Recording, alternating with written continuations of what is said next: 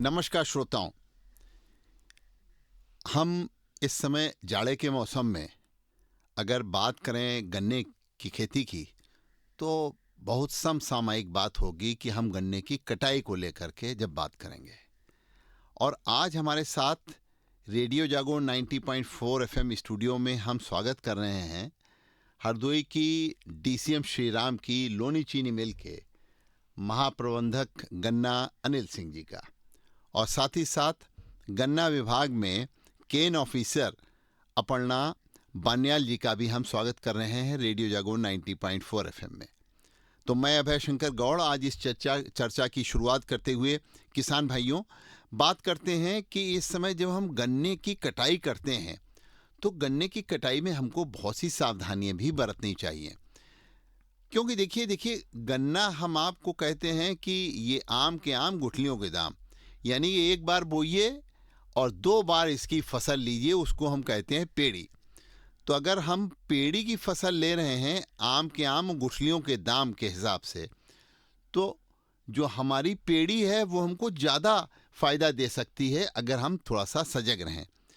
तो आइए हम चर्चा में अनिल सिंह जी से पूछते हैं, जीएम केन लोनी के, कि किस तरीके से हमारे किसान भाइयों को गन्ने की कटाई करते समय क्या क्या चीज़ें जो हैं विशेष तौर पर ध्यान में रखनी चाहिए। Thank you sir. मैं सभी को श्रोताओं को नमस्कार। गन्ने की कटाई के विषय में बताना चाहेंगे कि सबसे पहले ज़मीन की सतह से गन्ने की कटाई करनी चाहिए, क्योंकि इससे हमारी अगली फसल जो पेड़ी होती है वो अच्छी फुटाव लेती है। दूसरे, जिस समय फुटाव लेती है तो हमारी पैदावार बढ़ती है उससे। तो ज़मीन की सतह से काटना बहुत अति आवश्यक है। वो दोनों के हित में है, किसान के हित में भी है, मिल के हित में भी है। किसान भाई कभी कभी थोड़ा सा ऊपर से गन्ना काट देते हैं, जिससे किसान को गन्ने का नुकसान होता है और चीनी मिल को उसमें चीनी का नुकसान होता है, क्योंकि सबसे ज़्यादा चीनी उसी पोर्शन में होती है। तो किसान भाई सबसे पहले तो सावधानी यही बरतें कि भाई उसको ज़मीन की सतह से कटाई करें। तथा इस समय किसान भाई क्या करते हैं कि गन्ने की जो पाती है उसको जला देते हैं। तो किसान भाई सबसे पहले तो पत्ती को ना जलाएं, और इससे हमारी उर्वरा शक्ति भी घटती है जलाने से। तो और किसान प्रदूषण भी पैदा होता है काफ़ी। प्रदूषण पैदा होता है, जिससे हमारे सभी के स्वास्थ्य पर कुप्रभाव पड़ता है। देखिए आजकल दिल्ली बहुत इस मामले में झेल रहा है कि प्रदूषण की वजह से कितना लोगों को सांस लेने में दिक्कत आ रही है, फेफड़ों की दिक्कत आ जी, रही है। तो अब गन्ना हम की पत्ती को जलाएं नहीं, बल्कि उसको फिर करें क्या? उस पत्ती का सबसे पहले तो ये है कि जो पत्ती हमारी होती है वो हमारे उस गन्ने का अवशेष होता है। तो इससे हम अपने ज़मीन की उर्वरा शक्ति को बढ़ा सकते हैं। अभी किसान भाई दूसरी पेड़ी लेंगे गन्ना कटाई के बाद में, तो उसको पत्तियों को लाइनों में बिछा सकते हैं। लाइनों में बिछा के उससे दो फायदे हैं। एक तो नमी देर तक बनी रहेगी, उसमें खरपतवार कम होंगे, हमारे खेत की उर्वरा शक्ति बढ़ेगी। दूसरा ये है कि अगर कोई किसान भाई ऐसा है कि उसे पत्ती इसमें नहीं रखनी, तो वो उसको इकट्ठा करके गड्ढे में डाल दे, और गड्ढे में इसमें कल्चर आता है, कल्चर को डाल दें, तो उससे उसका खाद बन जाएगा, और फिर उसको निकाल के अपने खेत में डाल दें। तो हमारे 2 काम हो जाएंगे। एक तो उस अवशेष का हमारा खाद बन जाएगा, जिससे हमारी उर्वरा शक्ति बढ़ेगी, और प्रदूषण से बचेंगे। ये 2-3 काम हमारे हो जाएंगे, तो जिससे हमारा काम आसान हो जाएगा और किसान को फायदा मिलेगा उससे। और हमने तो ये देखा है अनिल सिंह जी, स्वयं भी प्रयोग किया है कि गन्ने की पाती अगर जिस खेत में ऊसर की मात्रा ज़्यादा हो, वहाँ अगर इसको बिछा दिया जाता है और इसको सड़ा लिया जाता है खेत में, तो वो ये उर्वरा शक्ति बढ़ाती है, साथ ही साथ में वो ऊसर जो है वो ख़त्म होता है इस पत्ती के माध्यम से। और ये गन्ने की पाती जिसको हम वेस्ट समझते हैं, ये हमारी नमी को जिस तरीके से रोके रखती है, तो यानी कि हमारे गन्ने में टिलरिंग अच्छी होती है, उसमें किल्ले ज़्यादा फूटते हैं। बिल्कुल, आपने बिल्कुल सही बात बताई। और इसमें जब पत्ती हम बिछाते हैं तो देर तक नमी रहती है, और आहिस्ता से उसकी उर्वरा शक्ति जब बढ़ती है। हम अगर पत्ती किसी खेत में कम है तो उसमें थोड़ा सा ऐसा कर सकते हैं कि एक लाइन में पत्ती बिछाएं और दूसरे को खाली रखें, फिर तीसरे में बिछाएं। इस तरीके से इसकी फ्रो में पत्ती बिछाकर और जिन लाइनों में पत्ती नहीं है उसमें निराई गुड़ाई करें, और जिन लाइनों में पत्ती हैं उसमें निराई गुड़ाई करने की जरूरत नहीं है, क्योंकि हमारी उसमें पत्ती बिछी रहती है, तो खरपतवार कम होगा और उसको पोषण भी मिलता रहेगा। जी। पत्ती जैसे ही गलेगी उससे पोषण मिलेगा, तो हमारे किले भी अच्छे होंगे और उसे खुराक निरंतर मिलती रहेगी, नमी बनी रहेगी, तो इससे हमारे खेत में पेड़ी की पैदावार ज़्यादा होगी। अनिल सिंह जी, आजकल बहुत से किसान रोटावेटर जो है ये पत्ती बिछा करके गन्ना कटने के बाद खेत में और फिर रोटावेटर चला देते हैं, तो वो पत्ती जो है वो कट जाती है और वो पत्ती मट्टी के साथ मिल जाती है रोटावेटर चलाने से। तो ये प्रयोग कैसा आप अच्छा मानते हैं कि नहीं? अति उत्तम है। ये हमारे पास में मल्चर है इसको काटने के लिए, और ये मल्चर हर एक चीनी मिल में है, हर एक किसान के पास में है। मैं अपनी बताऊं तो हमारे पास में किसान भाइयों के पास में करीब कोई 35-36 मल्चर हैं, और गवर्नमेंट ने भी हर गन्ना समिति में एक एक मल्चर दे रखा है, तो उसे किसान भाई ले जाकर अपना खेत में चलाकर लाभ कमा सकते हैं। मल्चर क्या काम करता है, पत्ती के छोटे छोटे टुकड़े कर देता है, और उसके बाद में अगर हमारी उसके बाद में रोटावेटर चला देते हैं तो वो मिट्टी में मिल जाता है। और अगर और ऐसे अच्छा करना चाहेंगे तो चीनी मिल से फ्री ट्राइकोडर्मा मिल रहा है, उसको उस पर छिड़क सकते हैं, जिससे वो जल्दी सड़ जाएगा और जल्दी से मिल जाएगा जी। तो ये 2-3 काम कर सकते हैं। पत्ती से हमें दोहरा लाभ कमा सकते हैं, और उसको पत्ती को जलाए ना, जिससे हमारे अपने खेत की उर्वर शक्ति घट जाती है। उससे लाभदायक और हानिकारक दोनों हमारे जीवाणु मर जाते हैं। तो किसान भाइयों से यही विनम्र निवेदन है कि वे पत्ती को ना जलाएं। तो अपर्णा जी, आजकल खेती किसानी की अगर हम बात कर रहे हैं तो महिलाएं गन्ने की कटाई में बहुत बड़ा योगदान दे रही हैं, और महिलाओं के लिए विशेष तौर पर आखिर गन्ने की कटाई में कौन सी ऐसी सतर्कता है आवश्यक जिसको कि बरतना चाहिए उनको? सबसे पहले तो मैं ये बताना चाहूँगी महिलाओं को कि आप बढ़ चढ़कर जो है वो खेती में जो है वो अपना भाग लीजिए, और सिर्फ घर तक सीमित मत रहिए। और जैसा कि डिजिटल लिटरेसी और ज़्यादा से ज़्यादा जो महिलाएं हैं वो पढ़ लिख कर जो है एग्रीकल्चर हो गया या आईटी सेक्टर में जो है वो बढ़ चढ़कर भाग ले रही हैं, तो ऐसे ही एग्रीकल्चर में भी अगर आप खेती में ज़्यादा से ज़्यादा भाग लेंगे तो वो हमारी जो जीडीपी है उसको इम्प्रूव कर रहा है। और एक और चीज़ ये है कि हम अगर बाहर जाकर जो है अगर खेती से आय कमा रहे हैं तो हम जो है अपने बच्चों को और अपने परिवार को भी जो है वो इंडिपेंडेंट कर रहे हैं। तो मुझे ऐसा लगता है कि ये बहुत इम्पॉर्टेंट है कि महिलाएं सिर्फ घर का काम ना करते हुए बाहर जाकर जो है वो जो खेती है उन पे भी ध्यान दे रही है। खेती में पहले मैं बताऊं तो सिर्फ कटाई को लेकर नहीं, मुझे लगता है बीज कटाई और बुआई से लेकर पत्ती छिलाई, ये सभी पे जो है वो ध्यान दे रही हैं। तो सारी एक्टिविटीज़ को वो जो है फॉलो कर रही हैं, सिर्फ गन्ना कटाई एक जो है वो एक सीमित नहीं है उनसे। बल कटी की मैं बात करूं तो जैसा अनिल सर ने अभी बताया है कि सतह से जो है ज़मीन की सतह से काटना चाहिए गन्ने को, तो उसको काटने से ये होता है कि जो हम अगर सतह से काटेंगे तो जो हम अगर पेड़ी रखना चाह रहे हैं तो पेड़ी में जो है वो बेहतर फुटाव होता है। और अगर बलकटी होती है बेसिकली कि हमारी जो सतह से काटेगी तो बहुत तेज़ धार होती है उसकी, तो फुटाव बेहतर होगा। तो और एक और चीज़ है कि जो गन्ना हमारे को मिलेगा, मिल को मिलेगा, वो उसमें ज़्यादा जो है शक्कर होती है नीचे वाले भाग में, तो ज़्यादा हमारे को गन्ना मिलेगा। और किसान ज़्यादा गन्ना अगर हमें प्रोवाइड करेंगे, सप्लाई करेंगे, तो उनको ज़्यादा वज़न देंगे तो ज़्यादा क्विंटल आएगा, तो इस वजह से उनको ज़्यादा पैसे मिलेंगे। तो दोनों मिल को भी और किसान को दोनों को जो है वो लाभ मिलेगा, हमें ज़्यादा गन्ना मिलेगा और उन्हें ज़्यादा पैसे मिलेगा। अनिल जी, ये जो हमारे वहाँ गन्ने की कटाई में एक विशेष हम लोग को दिक्कत आती है कि पेड़ी करने के लिए बीच में कहीं कहीं गैप रह जाते हैं, यानी कि वो गन्ना वहाँ पर मर जाता है। तो उसमें गैप फिलिंग किसानों को कैसे करनी चाहिए और वो कौन सा समय उपयुक्त है गैप फिलिंग करने के लिए, जिससे कि गैप फिलिंग हम जो करें उसका जमाव अच्छा हो। दूसरी बात ये कि हमको गैप फिलिंग करके अपनी उस फसल को जो नई बो रहे हैं पुरानी फसल के बराबर लाना है, तो वो हम कैसे ले आएँ और सावधानी हमको ये भी बरतनी है कि लाइन से लाइन में हमने जो गन्ना बो रखा है वो गैप फिलिंग भी उसी में हो, क्योंकि हम उसके बाद जब गुड़ाई करते हैं ट्रैक्टर से अपने, आजकल तो छोटा ट्रैक्टर आ गया है, उससे बहुत अच्छी गुड़ाई होने लग गई है गन्ने की, तो वो कहीं लाइन से हट के ना हो कि गुड़ाई करते समय वो हमारा जो हमने बीज डाला है वो उखड़ जाए। क्या बताएंगे आप? बिल्कुल, बहुत महत्वपूर्ण सवाल है, क्योंकि इसमें किसान भाई जब गन्ने के खेत में गैप हो जाते हैं तो उपज बहुत कम हो जाती है। तो इसमें हम प्रयास करते हैं कि जैसे ही गन्ने की कटाई हो तो तुरंत जहाँ जहाँ गैप दिखाई दे उसमें ज़रूर गन्ने के टुकड़े काट दें। नहीं तो उसमें एक और चीज़ है कि जैसे हमारी कटाई होनी है, 10 दिन बाद होनी है, तो हम पहले से ही एक क्यारी में हम अपने छोटे छोटे कगा के टुकड़े काट के उसका जमाव कर लेते हैं।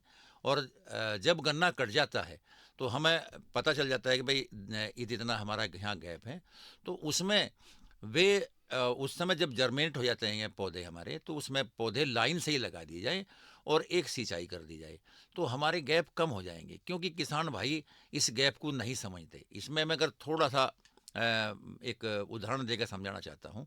अगर कोई 52 सीटा बस है और उसमें हरदोई से लखनऊ जा रही है और उसमें 40 सवारी बैठी है, तो हम ड्राइवर को पैसे उतने ही देंगे, उसका डीजल खर्चा उतना ही आएगा, RTO के पैसे उतने ही है, तो हमारा खर्चा उसमें ही है।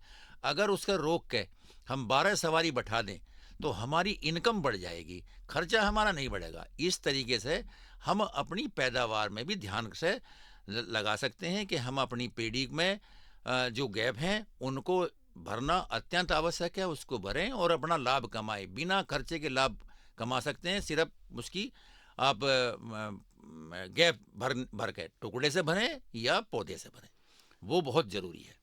अनिल सिंह जी, ये बताइए कि किसान पेड़ी एक लें या दो लें? किसान भाइयों को पेड़ी कम से कम 2 लेनी चाहिए, क्योंकि इस समय क्या है कि 2 पेड़ी लेने में क्या क्या लाभ है। एक तो हमें खर्चा कम, लागत कम और आमदनी ज़्यादा पे विचार करना चाहिए। पेड़ी जब हमारी होती है तो हमें कई चीज़ों के फ़ायदे होते हैं। एक तो हमें बुआई का सारा खर्चा बच जाता है, दूसरे जो हमारा बीज का पैसा है वो बच जाता है, तीसरे हमारा समय बच जाता है, और उसमें थोड़ा सा ध्यान दे दें तो हमारी पैदावार कम नहीं होगी, अच्छी होगी उससे। तो हमें कम से कम 2 पेड़ी अवश्य लेनी चाहिए। तो गन्ने की इस समय ढुलाई भी हो रही है, तो इसमें क्या सावधानी रखनी चाहिए, क्योंकि हमको अपना ही नहीं समाज का भी ख्याल रखना है? मैं किसान भाइयों से विनम्र निवेदन करता हूँ कि अगर किसान भाई जैसे ही खेत से चलता है अपनी ट्रॉली लेके, तो प्रयास करे कि अपनी ट्रॉली के पीछे ज़रूर रिफ्लेक्टर लगवाए, ट्रैक्टर के आगे लगवाए। चीनी मिल में फ्री लगाए जा रहे हैं। अगर कोई भाई किसान भाई छूट जाता है तो रोक के वहाँ के सुपरवाइज़र से बात करे, वो तुरंत उसको लगा के देगा। अभी चीनी मिल में एक अभियान चल रहा है कि किसी भी ट्रॉली में या तो पेंट करा देते हैं रेडियम या उस पर स्टिकर लगाते हैं। तो कोई भी किसान अगर अपनी मोटरसाइकिल भी है उस पर भी ध्यान रखे, गाड़ी है उसका भी ध्यान रखे, और किसान भाई भी ध्यान रखें, रिफ्लेक्टर लगाएं, क्योंकि कोहरा अत्यंत है, और इस पर विशेष ध्यान दें। अपनी सुरक्षा का ध्यान दें, दूसरे की सुरक्षा का ध्यान दें। ये बताइए, इस समय हमारे किसान भाइयों को पर्चियाँ मिल रही हैं, तो पर्ची मिलने के बाद चीनी मिल तक गन्ना लाने के लिए क्या विशेष सावधानियां किसानों को बरतनी है, दोनों तरीके से, एक तो किसान के हित में भी और चीनी मिल के हित में भी? बहुत अच्छा सवाल आपने पूछा। किसान भाई एक तो पर्ची मिलने के बाद ही गन्ने की कटाई करें, सबसे पहली बात है। और जब वे गन्ने की कटाई करके जब गन्ने के भर के लेके चलते हैं तो वहाँ भी एक तो इस समय बहुत ठंड पड़ रही है, तो ऐसा करें कि कभी भी नशे का सेवन करके ड्राइविंग ना करें। कभी अपने सुरक्षा के लिए सबसे बेहतर है लाइट जला के चलें, ट्रैक्टर की हो, गाड़ी की हो, कुछ की भी हो, लाइट जला के चलें। और मैं अभी बताया है कि रिफ्लेक्टर अवश्य चलाएं। गाड़ी में वजन उसके अनुसार रखें, अधिक वजन न लेकर चलें, जिससे दुर्घटना होने से बचेगी। तो बिल्कुल संतुलित वजन लेकर ही अपना वाहन लेकर चलें। तो देखिए, गन्ने के जूस से ही आपने जो बताया है कि नशे का सेवन मत करें, तो मदिरा तो गन्ने के जूस से ही बनती है, लेकिन उसका एक उपयुक्त समय माना जा गया है। तो यानी कि सड़क पे जब आप चलें तो गन्ना तो लेकर के जाएं, लेकिन गन्ने से बनने वाली मदिरा का सेवन ना नहीं करें, नहीं करें। क्योंकि उससे आपका भी जान जोखिम में पड़ सकती है और दूसरे की जान को भी आप जोखिम में डाल सकते हैं। तो अनिल सिंह जी, गन्ना तो किसान इसलिए कर रहा है कि उसको समय से भुगतान मिले, और डीसीएम श्रीराम एक ऐसा ग्रुप है जो इस बात का पहले ध्यान रखता है कि किसानों को समय से उनके गन्ना मूल्य का भुगतान मिले। और इस मामले में आपके चीनी मिल के एग्जीक्यूटिव डायरेक्टर रोशनलाल टामक कुछ ज़्यादा ही चिंतित रहते हैं किसानों के हितों को लेकर के। तो किसान भाई को आप किस अंतराल से भुगतान कर रहे हैं? क्योंकि किसान देखिए, जब जेब में जाता है उसके नगद नारायण, तभी उसको आगे गन्ने की फसल और ज़्यादा लेने के लिए प्रेरणा मिलती है। तो ये जो प्रेरणा का पहला सूत्र है, वो आप किस तरीके से उसका भुगतान कर रहे हैं, ज़रा ये भी बताइए। बहुत अच्छा सवाल आपने पूछा, और इसके प्रति हमारा जो डीसीएम ग्राम के मालिक और हमारे ईडी सर श्री रोशनलाल टामक जी निरंतर ध्यान रखते रहते हैं कि हमारा पेमेंट किसी भी स्तर से 14 दिन से ऊपर ना जाए, उसके अंदर ही किसानों के प्रति सजग हैं और भुगतान समय समय पर करते रहते हैं। दूसरे, किसानों को की सहायता के लिए जो गन्ने में आने वाले यंत्र हैं उन पर बहुत विशेष अनुदान देते हैं, सब्सिडियां देते हैं। जैसे अभी हम बात कर रहे थे पेड़ी प्रबंधन की या गन्ने की कटाई की, इसमें रेटून मैनेजमेंट जो डिवाइस है, आरएमडी नाम उसका, तो रेडमेड वो किसान भाइयों को उपलब्ध कराई जा रही है। उस पर अच्छा भारी अनुदान है। अभी किसान भाई गन्ने की बुआई करेंगे, इसके लिए मैकेनिकल ट्रेंच प्लांटर ला दिया गया है, उस पर अच्छा भारी अनुदान है। वो एक मशीन 5 काम करती है। सबसे पहले गन्ने का कोड़ निकालती है, उसके बाद में खाद डालती है, उसके बाद में गन्ने की कटाई करके डालती है, टुकड़े डालती है, उसके बाद में उस पर स्प्रे करती है, उसके बाद में मिट्टी से ढक देती है। इससे क्या होता है कि हमारा जो मॉइस्चर है वो मॉइस्चर लगातार बना रहता है, और हमारे मॉइस्चर लगातार बने रहने की वजह से जर्मिनेशन अच्छा होता है। और रेटून मैनेजमेंट डिवाइस भी ऐसी है जो अपनी पेड़ी प्रबंधन के लिए हम चलाते हैं, वो भी हमारे 3 काम एक साथ करती है। वो गन्ने की ठोटों को काटती है, साइड में पुरानी जड़ों को काटती है, और साथ में ऊपर से इथरर का स्प्रे करती है, और साइडों में खाद डालती है। ये 3 काम वो अपने आप करती है। तो किसान भाई बिल्कुल मैं अपनी रेटून मैनेजमेंट डिवाइस पेडी वाले प्लाट में जरूर चलवाएं। गन्ना काटने के बाद में इसमें पेडी रखनी है, अवश्य चलाएं। और इसका मैकेनिकल प्लांटर जो अपना गन्ना बुआई मशीन है, इसका लाभ कमाएं, क्योंकि इसका लाभ इसलिए भी है क्योंकि 500 रुपये 2500 रुपये एकड़ 2500 रुपये एकड़ इसकी बुआई लगती है। जबकि मैनुअल अगर कराएंगे तो कम से कम 4000 रुपये लगते हैं उसमें लेबर के उसके, और वो इक्वल काम नहीं करती। इसमें समान खाद पड़ेगा, समान बुआई करना पड़ेगा, और पैदावार अच्छी रहेगी। तो मैं तो ये चाहूँगा कि किसान भाई इन यंत्रों का लाभ उठाएं, क्योंकि आजकल मशीनीकरण का युग है और लेबर बड़ी दिक्कत हो रही है लेबर मिलने में। तो मैं तो ये चाहूँगा कि किसान भाई इन यंत्रों का लाभ उठाएं। तो अब लेबर मिलने में आपने बताया दिक्कत हो रही है। सबसे बड़ी अगर मुसीबत है गन्ने में, तो जब गन्ना तैयार हो जाता है उसको काटने के लिए लेबर नहीं मिलते। और आज अगर किसान के सामने एक समस्या है गन्ना तैयार करने के बाद, तो वो ये है कि चीनी मिल की पर्ची भी मिल गई और अब लेबर नहीं मिल रहे हैं। तो इसलिए मशीनें बहुत बड़ा योगदान दे सकती हैं और मशीनें दे रही हैं। तो आपकी हरदोई में यहाँ पर आसपास मिला करके 4 मिलें हैं, अजवापुर को मिला करके, रूपापुर, आपकी हरियाणा, लोनी और अजवापुर। तो क्या आपने कोई व्यवस्था ऐसी कर रहे हैं कि किसानों को इससे राहत मिल सके, लेबर की समस्या जो कटाई में उनके सामने आती है? नहीं, बिल्कुल आपने बहुत अच्छा सवाल पूछा जो किसानों से जुड़ा हुआ है और किसानों की मुख्य समस्या का कारण है। इसके प्रति डीसीएम श्री राम चीनी मिल ग्रुप हमारा ये बड़ा सजग है और हमने 3-4 वेंडर से इसकी मशीनें तैयार की हैं। पिछले साल हमने एक मशीन तैयार करवाई थी जिसको हम लेकर आए थे, उसमें थोड़ा सा मॉडिफिकेशन है, वो अभी हमारी जनवरी के पहले सप्ताह में आ जाएगी, उसको चला के दिखाएंगे। इससे पहले हमें बड़ी मशीन लेकर आए थे, लेकिन बड़ी मशीन का क्या था कि वो पूरे खेत को काटती, तो जो हमारी बॉन्डिंग पॉलिसी के अनुसार नहीं थी, इसलिए उस मशीन को हम चला नहीं पाए। अब हमने छोटे स्तर से मशीन बनवा रहे हैं और वो जनवरी के पहले सप्ताह में ही उसको हम इंट्रोड्यूस कर देंगे और किसानों के यहाँ उसको प्रदर्शन करेंगे। और हमारा निरंतर प्रयास है कि हम इसी साल गन्ने की छिलाई की मशीन ले आएंगे।